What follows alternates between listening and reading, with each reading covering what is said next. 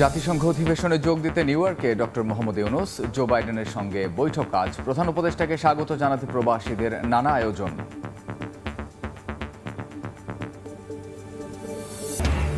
গণমাধ্যমের জনমত জরিপে এগিয়ে কমলা হ্যারিস, হারলে পরবর্তী নির্বাচনে অংশ নেবেন না ট্রাম্প। এবং শ্রীলঙ্কার নতুন প্রেসিডেন্ট কুমারা দিশানায়েককে নিয়ে আশাবাদী জনগণ। দুর্নীতি দমন ও অর্থনৈতিক সংকট কাটানোই হবে প্রধান চ্যালেঞ্জ বলছেন বিশ্লেষকরা।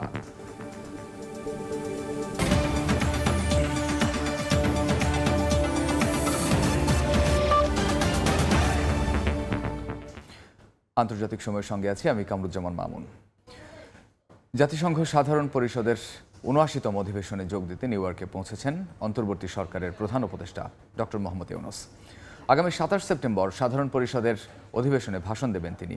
এই মুহূর্তে নিউ ইয়র্কে আছেন রিপোর্টার হাসানুজ্জামান সাকি। সরাসরি যাচ্ছি তার কাছে।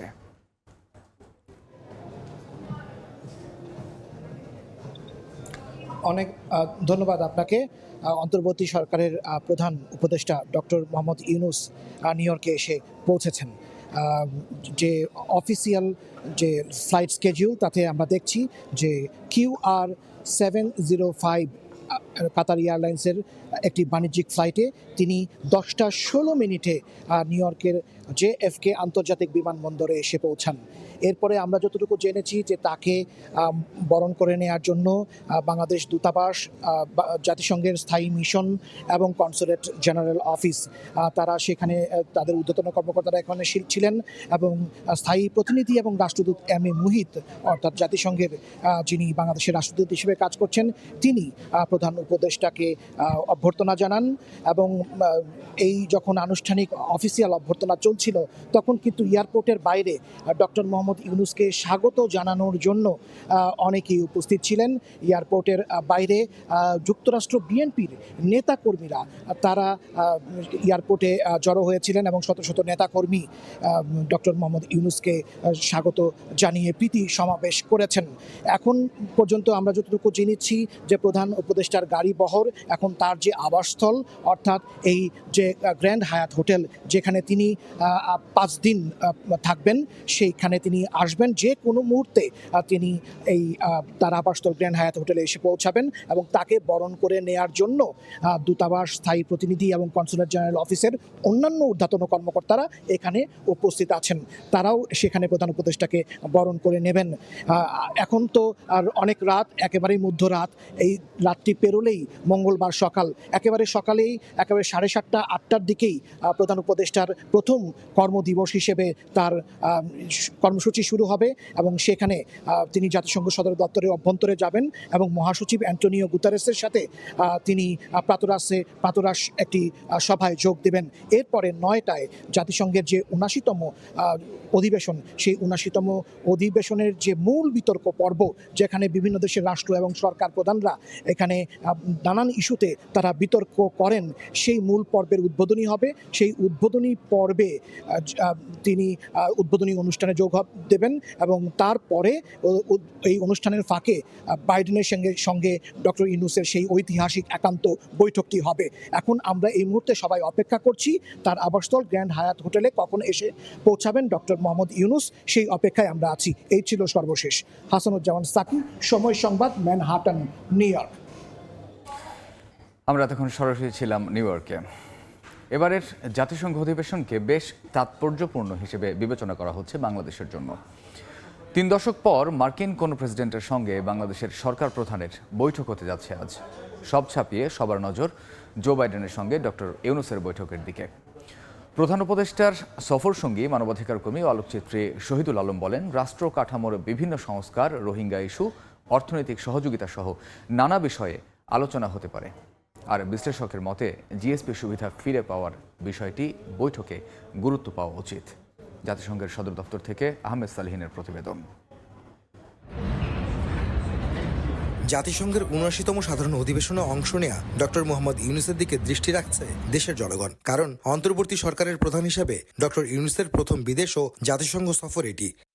এরই মধ্যে আলোচনায় মার্কিন প্রেসিডেন্ট জো বাইডেনের সঙ্গে ডক্টর ইউনূসের বৈঠকের বিষয়টি। 3 দশক পর জাতিসংঘে মার্কিন কোনো প্রেসিডেন্টের সঙ্গে বাংলাদেশের কোনো সরকার প্রধানের বৈঠক হতে যাচ্ছে এবার। জো বাইডেন ইউনূস বাইডেন বৈঠক ইস্যুতে গণমাধ্যমে কথা বলেছেন প্রধান উপদেষ্টার সফর সঙ্গী সাংবাদিক ও মানবাধিকার কর্মী শহীদুল আলম। বলেন, বাইডেনের সঙ্গে ডক্টর ইউনূসের আলোচনায় উঠে আসতে পারে বাংলাদেশের সঙ্গে সম্পর্কের বিষয়টি। পাশাপাশি গণমাধ্যমের স্বাধীনতা, জলবায়ু পরিবর্তনের বিষয়টিও অগ্রাধিকার পেতে পারে বলে জানান শহীদুল আলম। গার্মেন্টসের ক্ষেত্রে এত বড় একটা ক্রেতা মার্কিন যুক্তরাষ্ট্র, সেখানে আমাদের নিশ্চয়ই নিজের দেশের কারণেই সম্পর্কটা কি থাকবে সেটা ভাবা দরকার। ছাত্র জনতার অভ্যুত্থানে গণহত্যার ইস্যুটি সহ 16 বছরের দুঃশাসনের বিষয়েও জো বাইডেনের সঙ্গে আলোচনা হতে পারে বলে জানান প্রধান উপদেষ্টার সফর সঙ্গী। ভারত বাংলাদেশ সম্পর্কটা আমাদের জন্য খুব গুরুত্বপূর্ণ এবং একেবারেই সত্য যে ভারত যেইভাবে যেই সম্পর্ক আমাদের সাথে এতদিন ধরে রেখেছে, সেই সম্পর্ক কোনো ভালো সম্পর্ক ছিল না। সেটার থেকে ভিন্ন সম্পর্ক হবে সেটা আমরা আশা করি।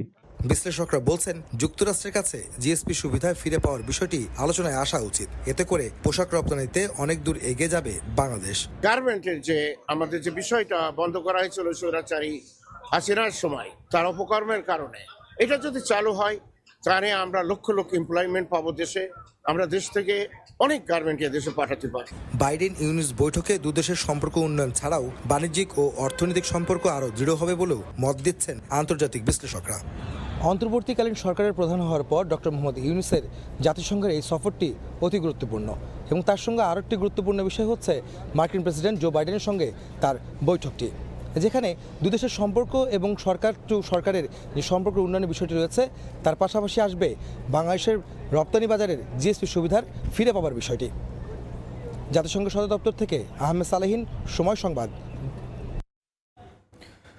বাংলাদেশের গণঅভ্যুত্থান এবং বিশ্বজুড়ে সামাজিক ও অর্থনৈতিক বৈষম্য দূরীকরণ নিয়ে জাতিসংঘে বক্তব্য রেখেছেন অন্তর্বর্তী সরকারের পররাষ্ট্র উপদেষ্টা তৌহিদ হোসেন। এছাড়াও ডিজিটাল প্রযুক্তি নিয়ে ভবিষ্যতের সম্ভাবনা বিষয়েও কথা বলেন তিনি। 2 months back, a remarkable people's movement in Bangladesh starkly reminded how 170 million people value their aspiration for freedom, dignity, justice and equality over sheer growth numbers. Drawing on the past 5 decades global discourse and development, we may need to truly value the values to secure our future. We also need to democratize digital technology tools, applications and innovations beyond profit, else many risk to be left out in a vast evolving world of work. এদিকে যুক্তরাষ্ট্রে শুরু হতে যাওয়া জাতিসংঘ সাধারণ পরিষদের অধিবেশনে যোগ দিতে 150টিরও বেশি দেশের রাষ্ট্র ও সরকার প্রধান জড়ো হচ্ছে নিউ ইয়র্কে। শহর জুড়ে নেওয়া হয়েছে কড়া নিরাপত্তা। এবারের অধিবেশনে গাজা ও ইউক্রেন যুদ্ধ, জলবায়ু পরিবর্তনের মতো বৈশ্বিক চ্যালেঞ্জ গুরুত্ব পাবে। এদিকে জাতিসংঘের পূর্ণ সদস্য না হয়েও এবারের অধিবেশনে অংশ নিচ্ছে ফিলিস্তিন। জাতিসংঘের সাধারণ পরিষদের ৭৯তম অধিবেশন শুরু হচ্ছে। উচ্চ পর্যায়ের এই বিতর্কে অংশ নিতে বিভিন্ন দেশের রাষ্ট্র ও সরকার প্রধান জড়ো হতে শুরু করেছেন নিউ ইয়র্কে। উচ্চ পর্যায়ের এই বৈঠকে অতিথিদের নিরাপদ রাখা মার্কিন সিক্রেট সার্ভিসের জন্য বড় এক চ্যালেঞ্জ। সাম্প্রতিক সময়ে সংস্থাটি সাবেক মার্কিন প্রেসিডেন্ট ডোনাল্ড ট্রাম্পকে হত্যা চেষ্টার 2টি ঘটনায় ব্যাপকভাবে সমালোচিত হয়েছে। তাই এবারের সাধারণ পরিষদের অধিবেশনকে ঘিরে নেওয়া হয়েছে বাড়তি নিরাপত্তা ব্যবস্থা। কড়াকড়ি বেড়েছে জাতিসংঘ সদর দফতরের বাইরে। এবারের সম্মেলনের মূল আহ্বান হচ্ছে একযোগে সহযোগিতা।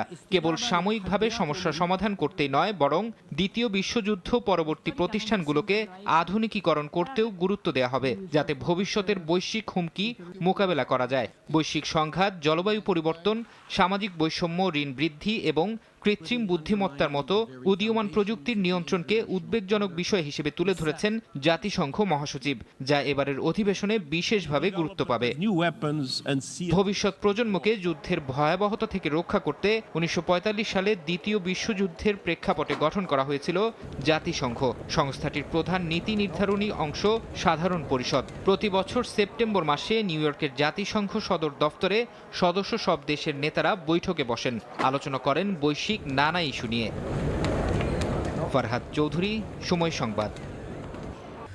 গণমাধ্যমের জনমত জরিপেও ট্রাম্পের চেয়ে এগিয়ে ডেমোক্র্যাট প্রার্থী কমলা হ্যারিস। এবারের নির্বাচনে কমলাকে হারানোর বিষয়ে আশাবাদী হলেও কোনো কারণে হেরে গেলে 2028 সালের নির্বাচনে আর অংশ নেবেন না বলে জানিয়েছেন রিপাবলিকান নেতা ডোনাল্ড ট্রাম্প। অন্যদিকে মার্কিন নির্বাচন ঘিরে যুক্তরাষ্ট্রেও সামাজিক যোগাযোগ মাধ্যমে ব্যাপক গুজব ছড়ানো হচ্ছে বলে জানিয়েছে ব্রিটিশ গণমাধ্যম বিবিসি। যুক্তরাষ্ট্রের ইতিহাসে এখন পর্যন্ত কোনো নারী প্রেসিডেন্ট পায়নি হোয়াইট হাউস। তবে জনমত জরিপ ও বিভিন্ন সমীক্ষা বলছে এবার বোধহয় ইতিহাস গড়তে যাচ্ছেন ডেমোক্রেট প্রার্থী কমলা হ্যারিস। সবশেষ বিভিন্ন গণমাধ্যমের জনমত জরিপে প্রেসিডেন্ট হওয়ার দৌড়ে এগিয়ে আছেন তিনি। এনবিসি টিভির জরিপে 1000 ভোটার অংশ নেন। 48% মানুষ হ্যারিসকে প্রেসিডেন্ট হিসেবে দেখতে চান, আর 40%-এর পছন্দ ট্রাম্প। এনবিসি জানায় গত জুলাইয়ে ট্রাম্প হ্যারিসের চেয়ে এগিয়ে থাকলেও সেপ্টেম্বরে পরিস্থিতি বদলে গেছে। সিবিএস এর জনমত জরিপেও হ্যারিস 52% ভোট নিয়ে ট্রাম্পের চেয়ে এগিয়ে আছেন। এছাড়া রয়টার্সের সমীক্ষায়ও যুক্তরাষ্ট্রের আগামী প্রেসিডেন্ট হিসেবে কমলাকেই বেছে নেওয়া হয়েছে। এদিকে আসন্ন মার্কিন প্রেসিডেন্ট নির্বাচনে হেরে গেলে 2028 সালের নির্বাচনে আর অংশ নেবেন না বলে জানিয়েছেন রিপাবলিকান প্রার্থী ডোনাল্ড ট্রাম্প। যুক্তরাষ্ট্রের সংবাদ ভিত্তিক ফুল মেজর অনুষ্ঠানে একথা জানান তিনি। যদিও নির্বাচনে হ্যারিসের বিরুদ্ধে জয়লাভে আশাবাদী তিনি। বিভিন্ন পোস্ট দিতে দেখা যায় অনেককে। তাদের দাবি সামাজিক যোগাযোগ মাধ্যমে এমন সব তথ্য তারা পেয়েছেন যেগুলো দেখে মনে হয়েছে হামলার ঘটনা দুটি আসলে সাজানো ছিল। সংবাদ মাধ্যম বিবিসি সামাজিক যোগাযোগ মাধ্যমে ছড়িয়ে পড়া সেই তথ্যগুলো খতিয়ে দেখেছে। ট্রাম্পের হত্যা চেষ্টার মতো এত গুরুতর বিষয় নিয়ে বিভ্রান্তি তৈরি হয়েছে উল্লেখ করে বিবিসি জানায়, তথ্য প্রমাণ ছাড়াই ট্রাম্পকে হত্যা চেষ্টার ঘটনা দুটি পুরোপুরি সাজানো ছিল বলে দাবি করা হচ্ছে। মার্কিন নির্বাচনী প্রচারণাকে ঘিরে বিভিন্ন মহল সামাজিক যোগাযোগ মাধ্যমকে ব্যবহার করে গুজব ছড়াচ্ছে বলেও জানায় গণমাধ্যমটি। মালিহা সুহরাওয়ার্দী, সময় সংবাদ। গণঅভ্যুত্থানের পর প্রথম নির্বাচনে বামপন্থী প্রেসিডেন্ট পেল শ্রীলঙ্কা। সোমবার দেশটির 10ম প্রেসিডেন্ট হিসেবে শপথ নেন আনুরা কুমারা দিসানায়েক। ক্ষমতা গ্রহণের পরপরই শ্রীলঙ্কার অর্থনীতির পাশাপাশি রাজনীতি সংস্কারের প্রতিশ্রুতি দেন মার্ক্সবাদী এই নেতা। বিশ্লেষকরা বলছেন, ভারতের কট্টর সমালোচক হিসেবে পরিচিত বামপন্থী এই নেতার সামনে এখন সবচেয়ে বড় চ্যালেঞ্জ মুখ থুবড়ে পড়া অর্থনৈতিক সংকট মোকাবিলা করা। দক্ষিণ এশিয়ার অন্যতম দ্বীপরাষ্ট্র শ্রীলঙ্কার 10ম প্রেসিডেন্ট হিসেবে শপথ নিলেন ভারতের কট্টর সমালোচক বামপন্থী নেতা অনুরা কুমারা দিসানায়েক। প্রেসিডেন্ট হিসেবে শপথ নেওয়ার সময় এক বিবৃতিতে 55 বছর বয়সী এই নেতা বলেন, লাখো মানুষের আশা, প্রত্যাশা ও স্বপ্ন তাকে এতদূর নিয়ে এসেছে। তাই সবাই মিলে একসঙ্গে শ্রীলঙ্কার ইতিহাস নতুন করে লেখার জন্য তিনি প্রস্তুত। 1968 সালে জন্ম নেয়া দিসানায়েক ছাত্র জীবনেই রাজনীতিতে সক্রিয় হয়ে ওঠেন। সময়ের সঙ্গে সঙ্গে শ্রীলঙ্কার দুর্নীতি ও দুর্বল শাসনের কঠোর সমালোচক হিসেবে খ্যাতিও অর্জন করেন। 2014 সালে অনুষ্ঠিত 17তম জাতীয় কনভেনশনে জেভিপির নেতা হিসেবে নির্বাচিত হন কুমারা। তার এই দীর্ঘ রাজনৈতিক যাত্রা তাকে শ্রীলঙ্কার রাজনৈতিক অঙ্গনে একটি গুরুত্বপূর্ণ ও প্রভাবশালী অবস্থানে পৌঁছে দিয়েছে। তার কাছে দেশের সাধারণ মানুষের অনেক প্রত্যাশা। তরুণ এই নেতা ভারত বিরোধী হিসেবে বেশ পরিচিত। সাবেক প্রেসিডেন্ট মাহিন্দা ও গোতাবায়া রাজাপাকসের বিরোধী রাজনীতি করলেও দেশটিতে তামিল বিদ্রোহ দমনে রাজাপাকসে সরকারকে তিনি সমর্থন করেছিলেন। 2022 সালে দুর্নীতিতে জর্জরিত হওয়ায় সাধারণ মানুষের তোপের মুখে শ্রীলঙ্কাকে দেউলিয়া ঘোষণা করে দেশ ছাড়েন তৎকালীন প্রেসিডেন্ট গোতাবায়া রাজাপাকসে। এরপর থেকে মুখ থুবড়ে পড়ে দেশটির অর্থনীতি। এর 2 বছর পর এবারের নির্বাচনে 4 প্রার্থীকে পেছনে ফেলে রোববার নির্বাচনে জয়ী হন বৃহত্তর জোট ন্যাশনাল পিপলস পার্টি এনপিপির নেতা কুমারা দিসানায়েক। নাদিম মারজান, সময় সংবাদ। শ্রীলঙ্কার নতুন প্রেসিডেন্ট মার্ক্সবাদী নেতা আনুরা কুমারা দিসানায়েককে নিয়ে আশাবাদী দেশটির সাধারণ মানুষ। তাদের বিশ্বাস, দুর্নীতি দমন ও অর্থনৈতিক দুর্দশা দূর করে দেশটির সুদিন ফিরিয়ে আনবেন তিনি। হাজার হাজার জনগণ সমস্বরে আওড়াচ্ছে একটিই নাম, একেডি। শ্রীলঙ্কার নবনির্বাচিত প্রেসিডেন্ট আনুরা কুমার দিসানায়েকের জয়গান গাইছেন তারা, যেন কয়েক দশক পর আবারও আশায় বুক বেঁধেছেন। সবার বিশ্বাস, এবার দূর হবে দেশের অর্থনৈতিক দুর্দশা।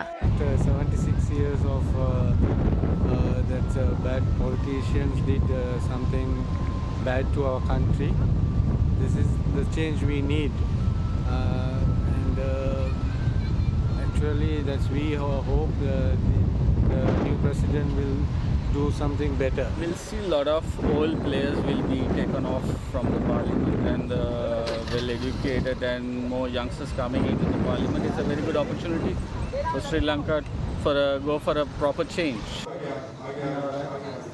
ঋণের বোঝায় নত এবং বিপর্যস্ত শ্রীলঙ্কার অর্থনৈতিক পুনরুদ্ধারের নেতৃত্ব দিয়েছিলেন সাবেক প্রেসিডেন্ট রনিল বিক্রমাসিংহে। তবে তার নেওয়া কঠোর নীতির বিরুদ্ধে ক্ষুব্ধ হয়ে ওঠেন সাধারণ জনগণ। তারই প্রতিফলন দেখা যায় এবারের নির্বাচনে। মাত্র 17% ভোট পেয়ে তৃতীয় অবস্থান পান বিক্রমাসিংহে, যেখানে দিসানায়েক পান 42.3%।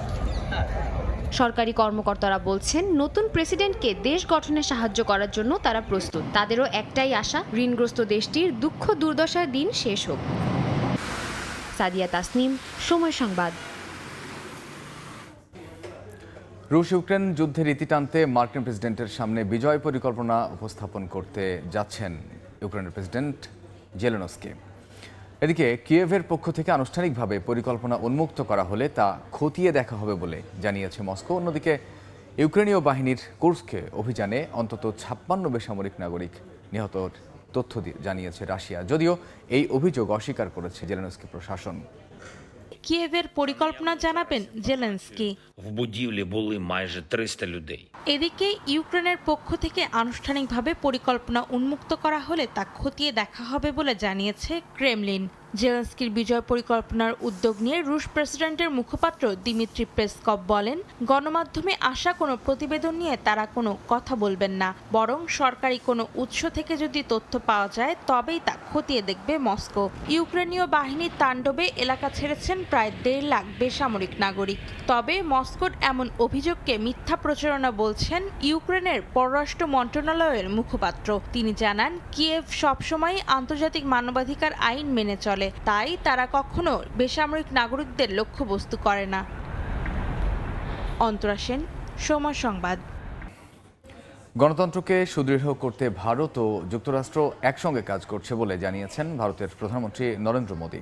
নিউ ইয়র্কের লং আইল্যান্ডে যুক্তরাষ্ট্রে বসবাসরত ভারতীয়দের উদ্দেশ্যে ভাষণে একথা বলেন তিনি। তবে আসন্ন মার্কিন নির্বাচন নিয়ে কোনো মন্তব্য না করলেও মোদী বলেন, যুক্তরাষ্ট্রের মতো ভারত গণতন্ত্রকে সমর্থন করে। নাচ গান আনন্দ উল্লাসের মধ্য দিয়ে প্রধানমন্ত্রী নরেন্দ্র মোদীকে স্বাগত জানায় যুক্তরাষ্ট্রে বসবাসরত ভারতীয়রা। এবার কোয়াড সামিটে অংশ নিতে যুক্তরাষ্ট্র সফরকালে নিউ ইয়র্কের লং আইল্যান্ডে ভারতীয় প্রবাসীদের উদ্দেশ্যে দেওয়া ভাষণে ভারতের উত্তরোত্তর উন্নতি নিয়ে গর্ব প্রকাশ করেন প্রধানমন্ত্রী নরেন্দ্র মোদী। একই সঙ্গে দেশের বাইরে নিজেদের নাম উজ্জ্বল করার জন্য প্রবাসী ভারতীয়দের সম্মান জানান তিনি। 2020 সালের এক সমীক্ষা বলছে, যুক্তরাষ্ট্রে বসবাসরতদের মধ্যে অন্তত 45 লাখ মানুষ ভারতীয় বংশোদ্ভূত। এদিকে এবারের প্রেসিডেন্ট নির্বাচনে ডোনাল্ড ট্রাম্পের বিপক্ষে অংশ নিচ্ছেন ভারতীয় বংশোদ্ভূত ডেমোক্রেট নেতা কমলা হ্যারিস। স্বাভাবিকভাবেই এবারের মার্কিন নির্বাচন ভারতীয়দের জন্য বিশেষভাবে উল্লেখযোগ্য। যদিও এই বিষয়ে সরাসরি কোনো মন্তব্য করেননি মোদী, তবে তিনি বলেন, যুক্তরাষ্ট্রের মতো ভারত গণতন্ত্রকে সমর্থন করে। 2024 का ये साल पूरी दुनिया के लिए बहुत अहम है। বিশ্ববাসীর জন্য 2024 সাল অত্যন্ত গুরুত্বপূর্ণ। একদিকে বিশ্বের বিভিন্ন দেশের মধ্যে বেড়ে চলেছে বিরোধ, আরেকদিকে অনেকগুলো দেশে গণতন্ত্রকে উদযাপন করা হচ্ছে। ভারত এবং যুক্তরাষ্ট্র একসঙ্গে গণতন্ত্রের জয়গান গাইছে। भारत और अमेरिका डेमोक्रेसी के जश्न में भी एक साथ है। এ সময় অদূর ভবিষ্যতে ভারত প্রযুক্তি খাতে পশ্চিমাদের সঙ্গে তাল মেলাতে পারবে বলে দাবি করেন তিনি। বলেন, এর মধ্যেই নিজস্ব অর্থায়ন এবং লোকবল ব্যবহার করে 6G প্রযুক্তি তৈরির কাজ শুরু করে দিয়েছে ভারত। সেই দিন খুব বেশি দূরে নেই যখন ভারতে উৎপাদিত চিপসে যুক্তরাষ্ট্রের বাজার ছেয়ে যাবে। এছাড়াও ভারত তার ক্ষমতা বিশ্বে আধিপত্য বিস্তারে নয়, বরং বিশ্ববাসীর উন্নয়নে ব্যবহার করতে চায় বলেও ইচ্ছা পোষণ করেন তিনি। সাদিয়া তাসনিম, সময় সংবাদ। ভারতের প্রধানমন্ত্রী নরেন্দ্র মোদী নিউ ইয়র্কে শীর্ষস্থানীয় প্রযুক্তি ও ফার্মাসিউটিক্যাল প্রতিষ্ঠানের প্রধানদের সঙ্গে এক উচ্চ পর্যায়ের বৈঠক করেছেন। এ সময় তিনি কৃত্রিম বুদ্ধিমত্তার নৈতিক ও দায়িত্বশীল ব্যবহারের কথা বলেন। এছাড়া তিনি উল্লেখ করেন, ভারতে সেমিকন্ডাক্টর ও চিপ তৈরির জন্য প্রয়োজনীয় নীতিমালা ও অবকাঠামো পুরোপুরি প্রস্তুত রয়েছে। নিউ ইয়র্কে প্রযুক্তি ও ফার্মাসিউটিক্যাল খাতের শীর্ষ 15 নির্বাহী প্রধানের সঙ্গে বৈঠক করেছেন নরেন্দ্র মোদী। বৈঠকের পর শীর্ষ কর্মকর্তারা ভারতের মেক ইন ইন্ডিয়া উদ্যোগের প্রশংসা করেন এবং ভারতকে তাদের জন্য এক অসাধারণ অংশীদার হিসেবে উল্লেখ করেন। নরেন্দ্র মোদী জানান, বর্তমান মেয়াদে ভারতকে বিশ্বের তৃতীয় বৃহত্তম অর্থনীতি হিসাবে গড়ে তোলার জন্য সর্বোচ্চ চেষ্টা করছে তার সরকার। বৈঠকে তিনি ভারতের প্রযুক্তি খাতের উন্নতি এবং উদ্ভাবনের অগ্রগতি তুলে ধরেন। এছাড়া দেশের অর্থনৈতিক ও প্রযুক্তিগত প্রবৃদ্ধিকে কাজে লাগাতে বিনিয়োগের জন্য প্রযুক্তি প্রতিষ্ঠানগুলোকে আমন্ত্রণ জানান। भारत ने जो टेक्नोलॉजी को डेमोक्रेटाइज करने की दिशा में जो काम किया है वो हर प्रकार के डिवाइड को खत्म करने वाला एक बहुत ही सफल प्रयोग है, ऐसा हम अनुभव कर रहे हैं। भारत एआई के रिस्पॉन्सिबल और एथिकल उपयोग के लिए भी प्रतिबद्ध है। हम G20 समिट में बैठे थे, उसमें भी एथिकल यूज ये एक सबसे बड़ा एजेंडा विषय था हमारा। We are robustly investing in AI in India, and we look forward to doing more. We have several programs in partnership with MeitY, the Agriculture and Health Ministries, the central and state governments, and we look forward to doing more in India. ভারতের পররাষ্ট্র মন্ত্রণালয়ের এক বিবৃতিতে জানা যায়, বৈঠকে কৃত্রিম বুদ্ধিমত্তা, কোয়ান্টাম বায়োটেকনোলজি, কম্পিউটিং, আইটি, যোগাযোগ প্রযুক্তি এবং সেমিকন্ডাক্টর উৎপাদন নিয়ে আলোচনা হয়েছে। टेक्नोलॉजी को डेमोक्रेटाइज करने की दिशा ইয়াসিন মোহাম্মদ জিসান, সময় সংবাদ। ভারতের দিল্লির নতুন মুখ্যমন্ত্রী হিসেবে কাজ শুরু করেছেন আম আদমি পার্টির অতিশী মার্লেনা। যদিও প্রথম দিনেই সাবেক মুখ্যমন্ত্রী অরবিন্দ কেজরিওয়ালকে সম্মান জানিয়ে অন্য চেয়ারে বসেন তিনি। এ ঘটনাকে নাটক বলে আখ্যা দিয়েছে বিজেপি। দিল্লির মুখ্যমন্ত্রী হিসেবে কাজ শুরু করেছেন অতিশী মার্লেনা। তবে মুখ্যমন্ত্রীর জন্য বরাদ্দ করা চেয়ারে বসেননি তিনি। বলেন, শুধুমাত্র কেজরিওয়ালের এ চেয়ারে বসার অধিকার আছে। অতিশী বিশ্বাস করেন 4 মাস পর দিল্লির মানুষ আবার কেজরিওয়ালকে মুখ্যমন্ত্রী হিসেবে বেছে নেবেন। মুখ্যমন্ত্রী কা কার্যভার সম্ভালা হ্যায়। সংবাদ মাধ্যমকে দিল্লির নতুন মুখ্যমন্ত্রী জানান, তিনি তার অবস্থার সঙ্গে রামায়ণের ভরতের মিল খুঁজে পান। রামের অনুপস্থিতিতে যেমন ভরত তার হয়ে শাসন কার্য পরিচালনা করেছিলেন, তেমনি কেজরিওয়ালের অনুপস্থিতিতে তার হয়ে দিল্লির কাজ চালাবেন অতিশী। অন্যদিকে ভারতীয় জনতা পার্টি বা বিজেপি অতিশীর চেয়ার ফাঁকা রাখার ঘটনাকে নাটক বলে আখ্যা দিয়েছে। এমনকি অতিশীর বিরুদ্ধে দিল্লির সংবিধানকে অসম্মান করার অভিযোগ এনেছে দলটি।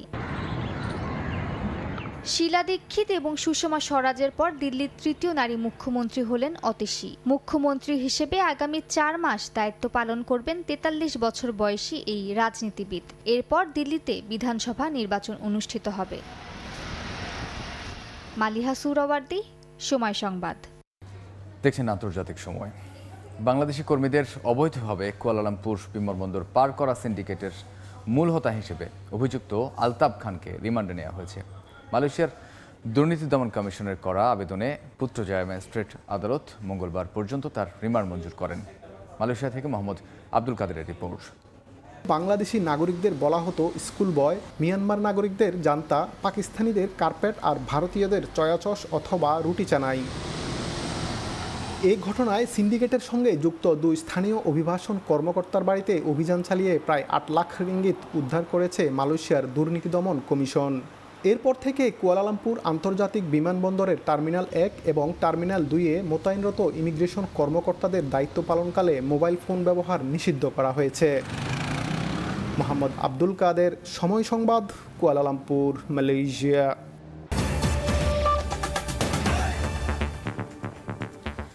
এই ছিল আন্তর্জাতিক সময়ের সঙ্গে থাকুন সময়ের।